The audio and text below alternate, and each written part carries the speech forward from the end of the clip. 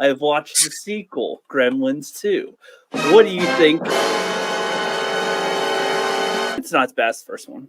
This man! I appreciate. I like Looney Tunes and stuff, so like having that approach to it, it like makes more sense for what the Gremlins seem to be, and so personality to it, I thought worked better for them because, like the goofy shit just makes more sense to me because like in the first one, I was like, oh, it's trying to be a horror. I didn't really get that vibe, but okay. And so yeah, no, the first one was a tongue-in-cheek comedy more so, but people didn't get it. Right. But so this was the thing too. So today I had a little bit more time on my hands. So I watched Gremlins 2 earlier the week and I was like, yeah, it's okay. There's some parts I laughed at. There's like the off when the building, the Clamp building has the PA guy or whatever say some things. He says some funny stuff here and there. Tonight on the Clap cable channel, it's Casablanca in full color with a happier ending. Yeah, there's a lot of stuff I was trying to notice. I was like, hey, what was that? Like he'd say some random things in there, and I was like, that stuff's pretty. My other favorite one is I can't remember the number, but he's like, "Your car is old and dirty and needs to be removed." Yeah, pretty much everything that the PA thing said, I had to chuckle at. Oh, it's that's pretty good. One of that was pretty funniest good. fucking movies ever goddamn made. What is wrong with you? Gremlins 2. Did you see the Key and Peele skit? Yes, I did. But let me say my opinion first, though, with some of the movies. Sorry. So Gremlins 2 had in a way, it had a feeling of. So when I say it has a RoboCop-ish feeling, I meant it's like a wacky world, sort of. Yeah. It's a satire-ish on stuff, and it's it's not the exact world we're in. These guys are trying to have high-tech things, but not everything is working properly. They're trying to go through a door, and it's all shit door. They're trying to do simple things half the time, but it's all overcomplicated, or it doesn't work because the technology doesn't work, or whatever with this building. It's supposed to be a super high-tech, advanced building, and it's like actually pretty dog shit. But everybody's got to put up with it in some way, and it's like, oh, it's really successful. We got to wait for that little China shop to go out so we can build the rest of it or something, and isn't that great?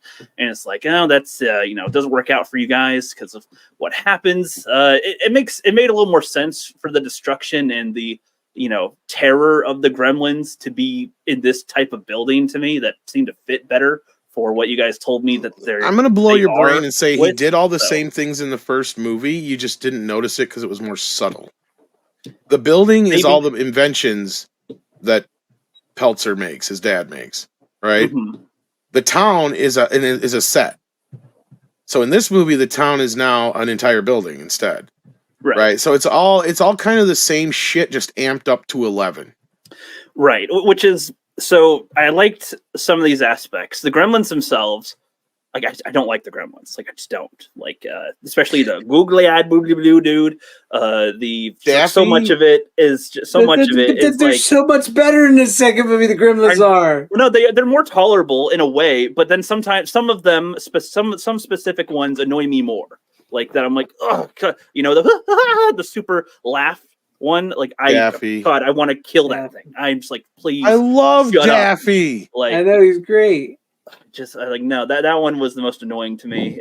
Some of them, I thought it was interesting in a way that they had a spider gremlin and a bat one. I was like, you can make it like some just using the gremlin design and then make some hybrid creature out of it. I thought that we want is creature comforts, the regular stuff. Yeah, and the I didn't know that Christopher Lee was going to be in this. So there's a few people that I recogned in this that I was like, okay, shit. I've got rabies. I wish there was a lot more. I'm supposed to get the flu next week. I wish there was more Christopher Lee in the movie to react to them, like with his attitude as his character and as a scientist guy in there. I think that would have been a little bit more funny.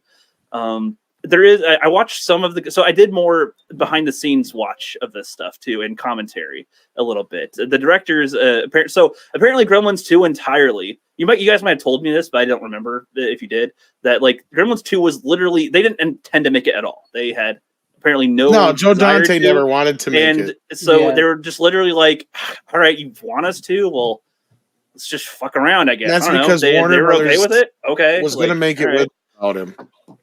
Yeah. And so they finally promised him as much money and the free reign to do whatever the fuck he wanted, and he's like, anything I want, and they're like, anything you want.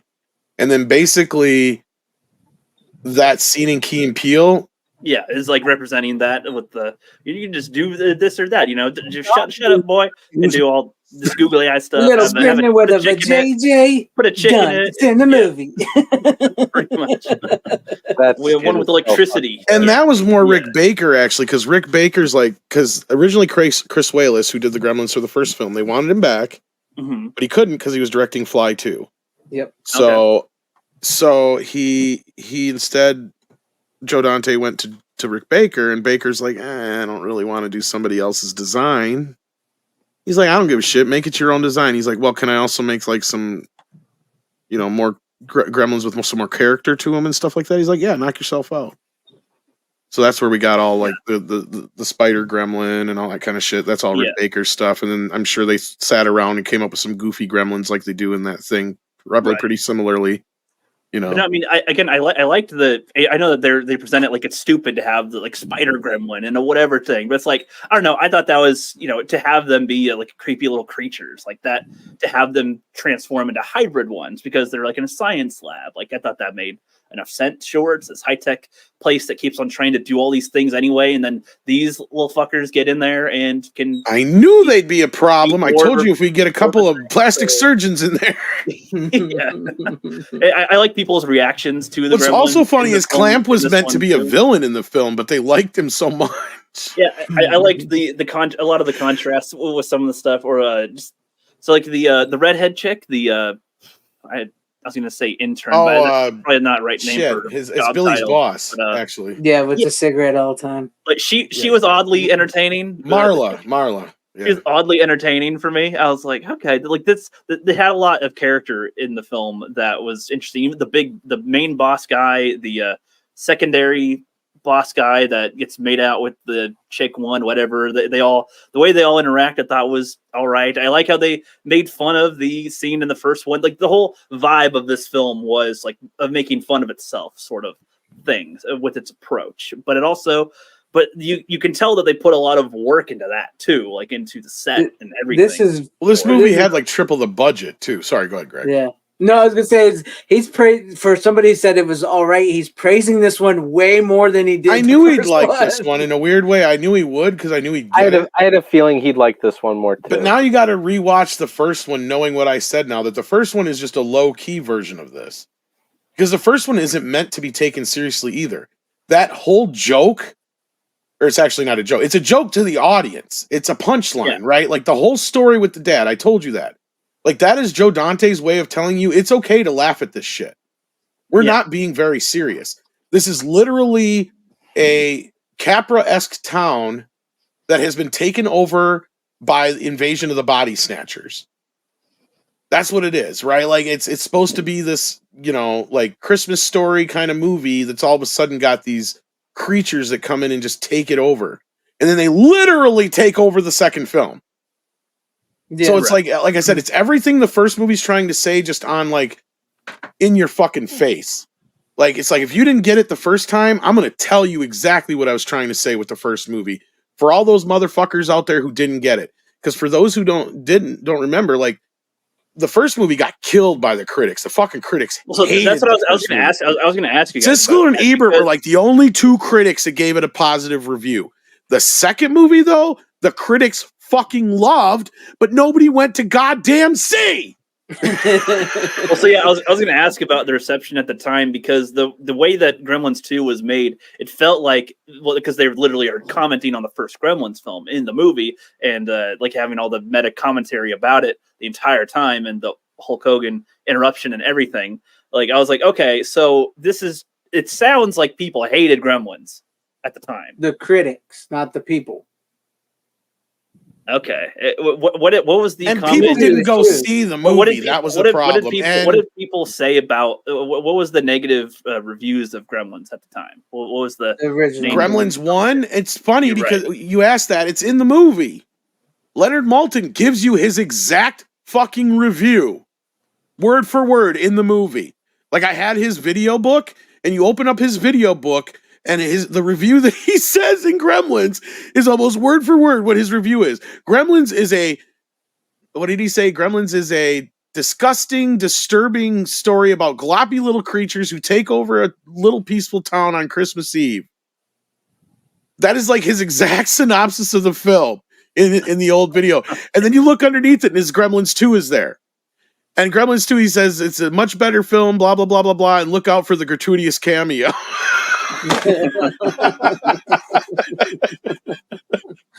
Because he actually gave Gremlins 2 like 3.5 out of 4 stars. And he gave the first one like 1 star.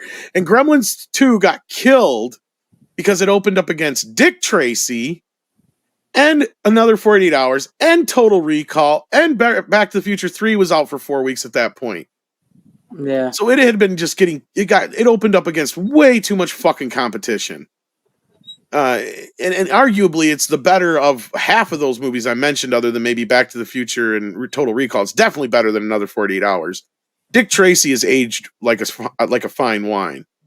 But I mean, it opened up in a summer just chock full of shit. I mean, even Ninja Turtles was still playing at that point, right? Which had been out since spring. So I mean, that and Pretty Woman were dominating the theaters for months. Yeah. So you said Gremlins 2 did well on its... No. Or No, that It did not. It fucking it bombed. It lost Warner Brothers a shit ton of money. It only made $40 million and the budget was like 60. Well, so It was one of the most expensive movies that Warner Brothers had made at that time. So why would Warner Brothers have wanted them to make a sequel to the movie if you even said that like a lot of Gremlins people 1 was a huge Gremlins success. 1 is one of their most profitable movies of all time. Yeah. Okay. So anything that's I think the problem was the timing of it. First of all, it was like 2-3 years too late. Yeah, I think Like, you mentioned it almost that before, yeah. because it came out in 1990 and the first film was 84. That is just a couple years too long. And I know it's weird because the next year after that, Terminator 2 comes out and it's pretty much the same exact fucking thing when you think about it. And it did gangbusters. So I just think it was a timing thing. Maybe if they'd have waited a year, did it a year too sooner, it may have made a difference. But 1990 was just a weird year for movies in a sense that Gremlins, it was not a good year for sequels in general. Because people had sequel-itis like fucking crazy. 89, I think, at that point had more sequels than any other year before it. Yeah, that's actually what I was covering. Some of that is 1989 was called the year of the sequel. Yep. And they go at that time. Now I'm sure at it's that like time. Now it's like psh, hand me your beer. Look at Were most of them 2013 or good 14, sequels, 15. It was mostly And even now, it was a pretty good handful of both good Ghostbusters and 2, Lethal Weapon 2, Let's Lives, Indiana Jones 3. I feel like it wouldn't be said with came out in '89. Yeah, But that's the thing. It also sequel. that was one of the only films that wasn't a sequel and still is the biggest movie of the year. But Yeah, you know, I mean, 89 though had more big sequels. Back to the Future 2. I mean, there's still another handful. I'm sure we're missing. That was just a year that was full of sequels. Yeah. Die Hard 2 as well. Actually, I think Die Hard 2 was 1990. Let's see. Oh yeah, because that came out with the Gremlins. They said, yeah, never mind. Yeah, that came out, I think, the week after Gremlins and just killed it. Yeah, see, that's the thing. Gremlins opened at 4th fucking place. It was horrible for them. But it opened up against Dick fucking Tracy. They should have moved it. They're fucking morons. Well, so I might have missed a detail, or I just might have misunderstood something. So with the Looney Tunes animation thing at the beginning, like I've never seen that in a movie where they have a completely it's part of the same studio, sure, but like that's they actually had like Bugs and Daffy in the front, and then like present the movie like that. I guess I've just never seen that. What Joe Dante was supposed to be longer. If you watch the deleted scenes, there's more to it. What he was doing is they used to show movies before movies. They used to show cartoons. That's where all those Looney Tunes and shit came from. Really? Yeah, I'm surprised you didn't know that. Well, I mean, I grew up with like Pixar, where I always have like a short before a movie all the time. But the studio made him cut it down, so that was the only thing where like I've seen that in. So, but the studio made him cut it down. So part of the joke is that they were trying to do a cartoon like they used to do. But Bugs is just like, get to the fucking movie. Like, I think the whole thing. Like, we're not in this, so let's just continue. Yeah, it's kind of it was supposed to play on the audience like that we used to go see movies with, and that was actually kind of a thing that was coming back. Like just the year before that, they had brought back like Roger Rabbit shorts on like Who Framed or Honey I Shrunk the Kids in '89. They had Box Office Bunny that same year of the year, whatever year it was that Neverending Story 2 came out. I think that was that year, the year before, one of the two. Wasn't it 1990 when Neverending Story 2 came out? I think so. And that had Box Office Bunny attached to it. Disney had been doing it again for a while, so there were some few movies there that had little shorts attached to the beginnings of them, like the old school movies used to. Yeah, Neverending Story 2 was 1990. Yeah. Yep. Okay, was that jarring to people at the time, or did they enjoy? Well, that? not really, because early in the same year, like I just said, we had Box Office Bunny come out with Bugs Bunny. That was also the 50th anniversary of Bugs Bunny. There was all this stuff going around with that. In fact, I learned about Gremlins 2 happening in the 50th birthday issue of Bugs Bunny they put out. Because you go into it, and I didn't even know Gremlins 2 was happening. I'm sitting here paging through the book, and there's this really cool ad on one side. It says, "We told you the rules. Remember the rules? You didn't listen." And all it is all black and just says that, and it had Gizmo and down in a little itty bitty corner. Then you flip it over, and it's the whole image of Gizmo in the drawer with the gremlin flicking the ash on him and all that stuff. Mm-hmm. The whole bit. So it was a really cool reveal of like, oh shit, we're getting Gremlins and Gremlins 2. And in that same magazine, they were boasting about Tiny Toon Adventures coming. And also we were supposed to get a Gremlins cartoon then, but since the movie flopped, they canceled the cartoon. Yeah. I got you. Wow. Yeah. Damn. Go ahead, Greg. No, I was gonna say it just came at the wrong time because like Gremlins 1 that's the thing. It was very successful. It was one of their most profitable films. The critics didn't love it. They made the sequel, came out at the wrong time. The critics loved it, but it flopped. Parents hated the first one too, yeah. Yeah. Well, yeah. So I watched. I didn't go back and watch the first movie again, but I did watch I decided to listen to the commentary on it though. So I did watch their commentary through the movie with it, and apparently, the way they're talking about it was that this was around the same time Temple of Doom was around or something. Yes. Or like Temple of Doom and Gremlins are Temple of Doom were like partly why the PG-13. They're directly why. That Yeah. and then Poltergeist a couple years before that too was another one that raised a lot of red flags for people. Yeah. But that was because Spielberg was really good at making these movies that just kind of crossed over that border. But they weren't quite harsh enough for people to say, okay, these need to be R. So he lobbied for years for a PG-14 rating. And he finally got it. And in a way, it was a great windfall for the studios for years. And then we've gotten in the conversation where now it's become this fucking catch-all. And again, if you have not seen it yet, check it out. It's on YouTube. It's called This Film Is Not Yet Rated. Yes, it's a little out of date and old, but everything that's in there still is pretty relevant, which is fucked up. That we have not gotten much better since then. So that means the system's been screwed up longer than it's been working, unfortunately. If you're if you were the right director and they're the right people, they would the systems and whatever the MPA would give you the rating you wanted. Then you had people like Wes Craven who would make movies and stuff like that, and they would just refuse almost every cut he sent to them. It's just you gotta understand too in this movie. Dude, the MPA story for Scream is fucking ridiculous. Yeah. And I mean, I saw this movie in the theaters. I didn't realize it flopped when I was a kid. I was just inundated and elated that they had fucking all this merchandise for the film because the first film didn't have a shit ton of merchandise. It had some. But the second film, they really hit us with a lot of merchandise. And I've been trying to recollect all the merchandise I lost because I lost it all in a house fire. But yeah, Gremlins 2 when it came out, like that was my movie after Ninja Turtles. As soon as I found out Gremlins 2 was coming, it was like that was what I looked forward to that summer. I didn't give a shit about anything else. That's why I didn't come around to Dick Tracy until later. I didn't give a fuck about Dick Tracy at that point. It's like I don't care. It's Gremlins 2. But that was like with me too. Is like for years I didn't know that people didn't like Temple of Doom. I didn't know people didn't like Batman Returns. I didn't know people didn't like RoboCop 2. Yeah. I didn't know people didn't like Gremlins 2. I'm like, I love these movies. And then looking when I back got on older, them I now, found out I'm people glad didn't they like are what them. they are, and they're not just retreads of the original. Sure, RoboCop 2, of all the ones you mentioned, probably has a few more problems with certain areas, but there's just elements of RoboCop 2 that I love so much. Yeah, me too. Me too.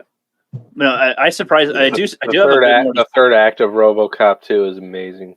It is, Yeah, but a lot of people are right, and they make the argument that it kind of goes back on a lot of stuff that he kind of, it kind of does the TV show thing. Yeah. Where, the first movie ends where he finds his humanity, and then we see him at the beginning of the second film, and he's just like he was when he was prime as RoboCop. It's like, not really so much find it again is just. I mean, they call him Murphy and stuff. I know you didn't get a chance to watch it, Rook, because it's a fun fucking movie. Yeah, but I mean, I'll be slowly trying to watch it soon, though. It does kind of go not against, but I can understand some people's arguments with how it treats RoboCop compared to the first movie. But the second movie I just love it so much. It's got so many great things in it. It's fun. Well, we'll get to RoboCop 2 soon. I'll be watching. It is. On my list. Right. It is satisfying in such a trashy fucking way. You've got a competent director making it, so that helps. Like Irving Kershner, the guy who directed Empire Strikes Back, is directing it. Yeah. But I still have a little bit to say for Gremlins 2, though. So love to hear it. People. So I know in the movie they definitely addressed like the rules and stuff. Which honestly, I didn't find that. That's one of the things in the first one I did not have a problem with at all. I did not have a problem with the rules they set. I find it funny if a lot of people were like, well, yeah, what if they ate something before but they didn't swallow it, and then they swallow it exactly at this time, and it's midnight somewhere else. In my head, I'm like, well, I mean, I imagine it's like in normal animals, like animals that are nocturnal will go when it's nighttime. If you took a nocturnal animal out of its natural habitat and put it on the other side of the planet where it's it's not midnight at that time, they'd go whenever it's dark. Like, to me, that's how their rules operate. Whatever we classify as midnight is what the Gremlins. That's how there their is body explanations would work. in the novels. Actually, it's just like believe it or not. I feel like it makes enough sense. And same with like food consumption or with water. Like, they can drink things, but they're not like turning. Well, I feel like drinking something is different than specifically getting wet. If we're going to be specific with stuff, so honestly, do they really drink anything? Those are not critiques I had. They had. I don't think they drink in Gremlins 1. In Gremlins 1, when they're at the one chick's bar or whatever, they're all drinking and smoking and stuff, drinking beer and shit. Yeah, but it's like they never drink water. That was one thing I never had a critique with either. I was like, yeah, whatever. I feel like there's enough in there that makes sense. Well, and I think Joe Dante said in the commentary of one of them, he said his understanding, or at least his way he presented it, was that you get a pass on that because it's beer. It's not technically straight water. And another reason is, I think one of the number one things people ask is, why don't they multiply in the snow? Snow is water, whatever. He said it has to be melted like water. It has to be actual in water form, basically. Yeah, I mean, those are things. Those are details that I'm like. But if you read the novels, there's actually a semi-explanation of who the Mogwai and the Gremlins who are and where they come from and why it works the way it does. The short version is basically they come from another planet. And they were Gizmo came here among the last of his planet. And what happened was they come from a planet with no water and no star. So that's why they like the darkness, and that's why they like the dark, and that's why light water. would pretty much kill them, because that. And then when they came here, they realized that they were allergic to the sun, and then the other Mogwai and their moon phases were different. Right. So when they would eat, then they noticed there was a problem that all these Mogwai were turning into gremlins. And also they would multiply with water, and the Mogwai that were multiplying off of them weren't natural Mogwai, so there was like something a mutated wrong version of it or something, as we see in the film. It's kind of funny, and so they kind of explained that. I got that from the movie itself. I was like, that's not that part actually was not a problem for me at all in the movie. So, so the eating habits were all because they did have a moon or whatever, and their moon actually kind of went by and it was differentiated by here. So when they moved to our planet, and since our moon phases were different or whatever, it affected their metabolic structure, and that's why when they ate at the wrong time, they metamorphosed. And my understanding is it's basically midnight to noon. Yeah. 12 hours, basically. Yeah, 12 hours. Yeah, I got you. That's good. But I was totally fine with the rules, and so I thought it was interesting that that if that was a thing that people really like were pissed off. There is a whole fucking people that community watched around the it. Mogwai, actually, believe it or not. Yeah. I shit you not. And they've I can actually, believe it. I can believe and they it. have actually adopted some of that lore into video games and shit, That's and funny. partially into this new series and that fucking Mountain Dew commercial. Like, there's a bunch of people who go out online and you can create your own Mogwai and shit and all this stuff. And there's people who have these whole fucking like lore of where the Mogwai come from and all this crap. It's hilarious. Wow. Exist in the Alien and Predator universe or something. Well, I think they've moved on to like an alternate universe, or some people say it's from outer space or whatever, another planet. But because that's in what's in the one novel. The other cool thing in the one novel, though, is they have like 2 epilogues. They tell you where the Mogwai come from, and then they have an epilogue that's set in World War II. And it's actually kind of chilling because it's these 2 pilots that are talking to each other on a plane, on a bomber, and they keep catching something in the corner of their eye. And they're like, "Did you see that?" And they're like, "No, did you see? What did you see?" And then the other guy sees or hears something. And it's like this back and forth. Then all of a sudden they start losing control of the plane, and the last thing they hear is the cackle of a gremlin. That would be that would be a great introduction to them. I feel like something like that where you don't even know what that is, but you're just getting little hints here and there that something's wrong. That one character, that one like neighbor or small town person that makes a return in Gremlins 2. Doesn't he talk about them? He's like, yeah. He's like, some malfunctioning stuff going on. Yeah, he knows. He says he's seen a gremlin in World War II. Exactly. Yeah. Yeah, like that kind of thing is interesting. Like I do like that type of touch. Well, and that's what pissed me off about that fucking series they put out on HBO Max, because it's like they came so close to what I feel like it should be, but they screwed up so much shit in there, and it comes off as so stupid. I don't know if anybody else has watched it besides me, but I quit after like 3 episodes. No, I haven't watched it. I just couldn't do it. And it kind of goes with they kind of make it like Gizmo just comes from some unnamed place, and he just finds his way to like China. Just goes to and he's out in the sun and shit, and they just kind of cover him up with leaves and shit, like that's going to stop the sun from frying his little ass. Mm-hmm. And there's rain and shit, and he's not multiplying and stuff. It's like, oh, sure, he's not going to get wet at all. No. Right. So that brings up another thing. And they named him Gizmo, which is bullshit. Right. But that reminds me of so when we're getting to the final act of the movie in Gremlins 2, like there's the shit ton of them. They're trying to have their plan to get rid of them. They're waiting until nighttime to spread out into the city because they'll get taken out. I like how they're getting their little idea, and he's like, "Oh, let's have a huge sheet of night fall around the windows, and they'll go outside or something." But then, all right, so your plan is going to totally work, right? You fast forward at the clocks, great, but then the clouds start forming and it's about to rain. And it's like, I completely didn't think about that. I'm like, oh shit. So yeah, they'll be totally fucked with all these little things around if they go outside in the rain or whatever. So like the Gremlins were fucking around for so long. I wasn't thinking about what is going to happen really. And I was like, oh shit. Okay.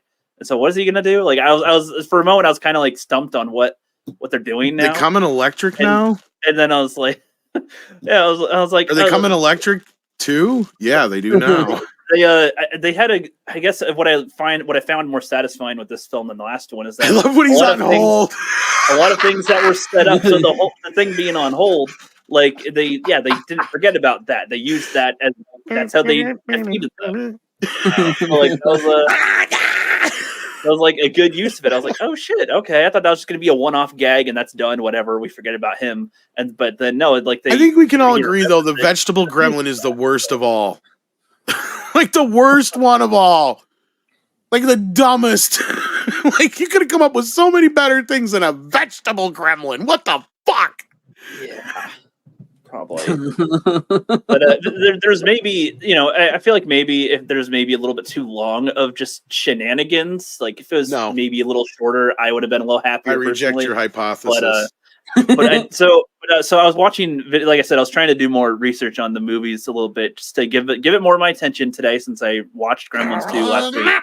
And funny enough, then the Nostalgia Critic made a video about information about it, and I don't usually take him as a person to get a whole bunch of info from, but apparently there's different versions or a different version of Gremlins 2 where when they interrupt the movie and have the Hulk it's Hogan on the thing, DVD. they have a different version where the Gremlins invaded the TV shows themselves and we're like in a little Western and a couple of other the clips things, on your Blu-ray. It should be. If it is, it's probably like as a special feature or something on there. But I didn't It used to be an Easter egg. I yet. think in the Blu-ray though, it's just listed as like video scene or something like that, or listed as an American version. I think so, something like that. But yeah, for the video version, since it wouldn't make much sense with the Hulk Hogan bit, they changed it. Yeah, which is a rarity for that time for them actually to do a specific thing for the home video, which was kind of cool. And plus, that's one of the first in movies that was only released in widescreen. Joe Dante insisted on it. He got his way with that too. Well, like that's something I thought was interesting. I don't think I've seen that where they have a different version for one was like more for the theater and then one is more for a home video. That was it's like, wow, that's like, I wish more movies would kind of do small things like that because like extra footage of the same movie with the different thing that it's, taking place of where you're. There was a few at that time, but not. Like, I thought that was the first time I've seen that. So I was like, that was kind of an interesting thing to do with film, and it seemed like they had the whole thing was a lot of commentary about film and TV as it is. Like the whole building had like different TV shows going on too. Apparently, like a little food show. I just called it a fanzine show with the Dracula guy. That's what I pretty much called it. I'm like, that's right up his alley for something. Yes, I love his. Yes, I love his, and he wants to be a serious journalist. All I have is a bug-eyed puppet named Eagle. Mm-hmm. There's some funny stuff with that character. You know how to work a camera? Work a camera. I am a camera. Yeah, that guy. There's a when I was watching the commentary for Gremlins 1, I think it's funny. So they said that the scene with the girl with the talking about the Christmas story and Santa Claus and her father and whatever, that all of his executives or producers or whatever were trying to sneak that. I know you did, but I only remember. I remember more at the beginning of our conversation, right? But yeah, they were trying to pull it the whole time. I like that the director fought to keep it because that's a good scene in and of itself, and I feel like if somebody wanted to, they could make that movie, that story. Well, it's a joke, like I said, and most people didn't get it. Yeah. Well, I mean, I guess very black joke. Yeah, then they try to pull it in the second one. What was it, like Arbor Day or Lincoln? Something? Oh, don't mention Lincoln. I had the worst thing ever happen to me on Lincoln's birthday. Yeah, that was funny because it was like she's literally like we're on a time here. Hello, little girl. Like, I gotta tell you the story real quick. He's like, we don't have time. Come on. We don't have time. Yeah, that was pretty funny. I was like, oh, okay, it's a good commentary, and I like that they recognized that. And that's how I found out there's no Santa Claus. That was a good little bit there, but yeah, no, like I liked Gremlins 2 more than 1. I said it wasn't as bad as it, but I mean, yeah, I enjoyed. I wonder if the first one will have a retroactively better viewing after you've seen the second one now, knowing that it's supposed to be more satire. Because you don't get it right away, and I know that's why a lot of people had the gut reaction they did to it, because they had never, unless you've seen things like The Howling and stuff that Dante had done at that time. Joe Dante was kind of like James Gunn before James Gunn. He was this like creepy guy who had a sense of humor, and he knew how to mix things very well. And if you've seen James Gunn's other films besides Guardians of the Galaxy, you know exactly what I'm talking about. Yeah. Like I would actually love it if James Gunn made a Gremlins 3.